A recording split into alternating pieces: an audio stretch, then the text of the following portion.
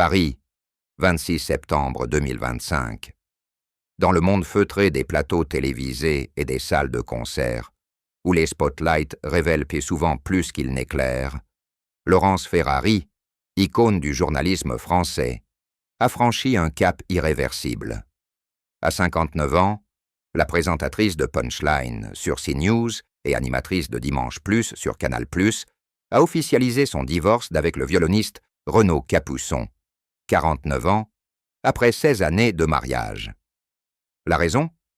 Une trahison intime, l'homme qu'elle avait épousé en 2009, père de leur fils Elliot, 15 ans, entretenait une liaison secrète avec une proche de la journaliste.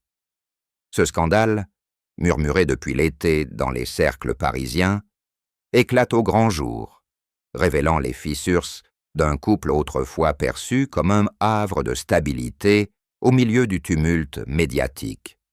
Né le 5 juillet 1966 à Aix-les-Bains, en Savoie, Laurence Ferrari a bâti une carrière exemplaire, marquée par une ascension fulgurante. Fille d'un médecin et d'une infirmière, elle intègre l'IEP de Paris avant de gravir les échelons de l'audiovisuel.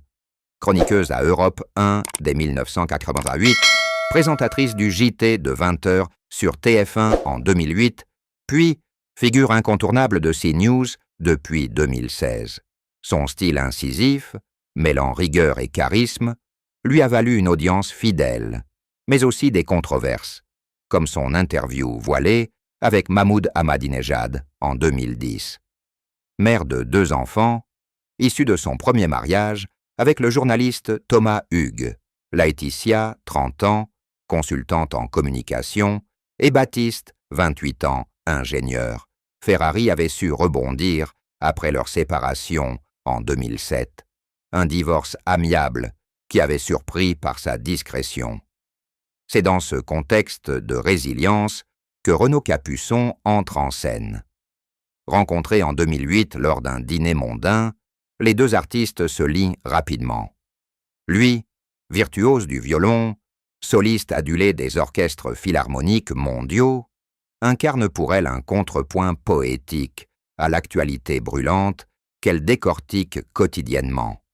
Leur union, célébrée le 3 juillet 2009 dans le 16e arrondissement de Paris, donne naissance à Elliot en 2010.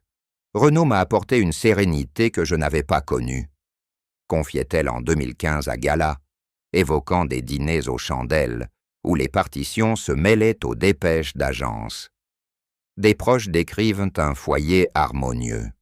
Vacances en Corse, soirées à l'Opéra Garnier, où Ferrari, pianiste amateur, applaudissait les triomphes de son époux. Pourtant, sous cette façade idyllique, des signes avant-coureurs émergent dès 2023. Capuçon, en pleine tournée internationale, multiplie les absences. Des ragots circulent sur des nuits prolongées à Berlin ou Vienne, attribuées à la passion musicale. L'élément déclencheur survient au printemps 2025. Selon des sources proches du couple, interrogées par Closer et confirmées par des documents judiciaires déposés au tribunal de Paris en juillet, Ferrari tombe sur des messages explicites sur le téléphone de Capuçon. La destinataire, une amie de longue date de la journaliste, une productrice audiovisuelle de 42 ans, collaboratrice occasionnelle sur Punchline.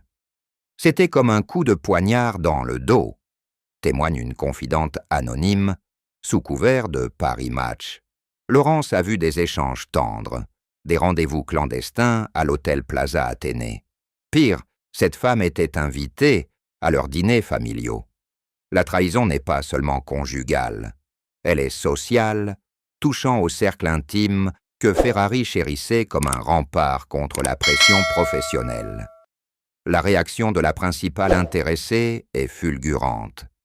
Moins de 48 heures après la découverte, le 15 mai 2025, elle contacte son avocat, M. Pierre Haïk, pour entamer les procédures.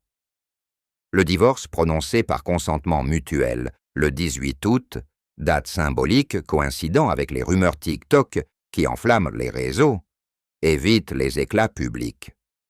Capuçon, de son côté, assume en partie, dans une rare déclaration à Télérama, le 20 septembre, il admet une erreur impardonnable, née de la solitude des tournées.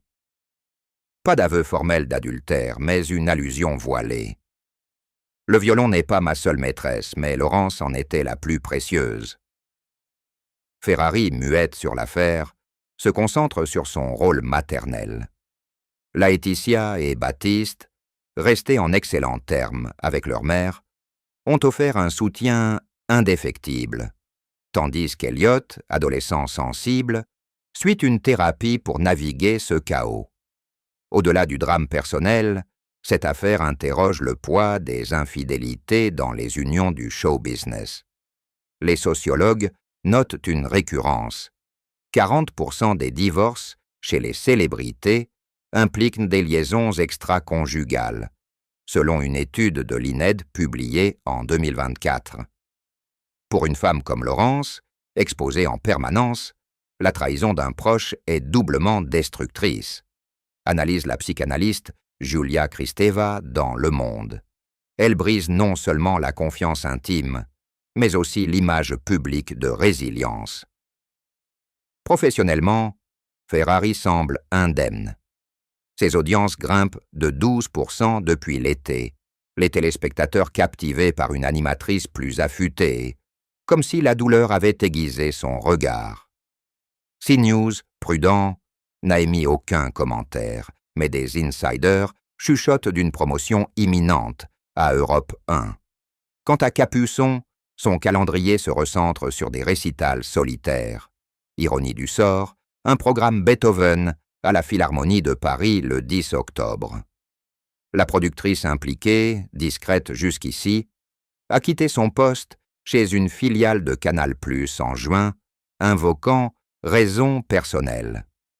Ce triangle amoureux, tissé dans l'ombre des studios, expose les vulnérabilités d'un milieu où les passions artistiques flirtent souvent avec l'interdit. Et vous, lecteur, que pensez-vous de cette déchirure? L'amour peut-il survivre à une telle trahison, ou est-ce le prélude à une renaissance plus forte pour Laurence Ferrari? Partagez vos réflexions.